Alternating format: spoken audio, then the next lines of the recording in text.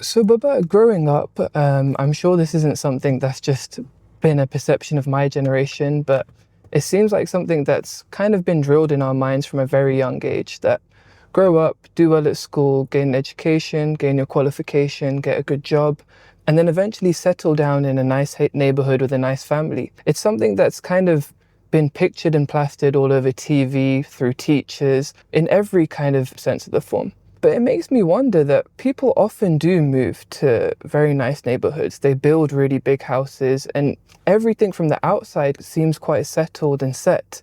Yet there is still that feeling of unsettlement on the inside. So it makes me wonder, why do people still not feel that happiness once they've moved to a nice neighborhood? Well, the normal chores of life where there's distraction, there's noise, there is traffic around you or other friction of life. When you avoid that and come to a quieter, leafy, comfortable neighborhood where neighbors are politer, sophisticated, so of course it's an upgrade. So the body and mind needs do get fulfilled. So body feels calmer, you sleep better, you kind of feel upgraded with it. But our inner needs are a bit different. So they fulfill your body needs and mind needs, but your inner needs comes and get fulfilled with more kind of meaningful side of life. So when you're spending your time more meaningfully, that brings that peace of mind, contentment, and happiness. What happens is that when you are struggling, you are at an earlier part of life,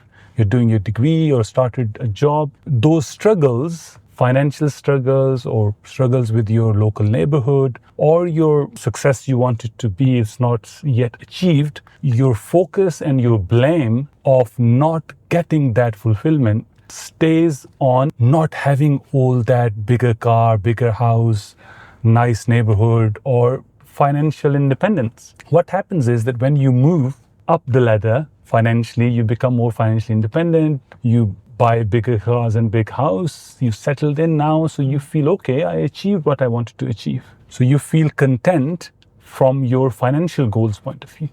But now you have nothing else to blame for your inner contentment. So that becomes sharper. The spotlight on it, it's not that it has increased now, it stays the same and might even have decreased to some degree that you feel fulfilled, at least from financial point of view. But because there's no other excuse left from that emptiness you always felt before, it's not that it just have come in when you moved to a bigger house. It was already there, but it was kind of given an excuse because these financial problems, once they will get fulfilled, then I'll feel that peace of mind and fulfillment. But then, okay, now all that is fulfilled.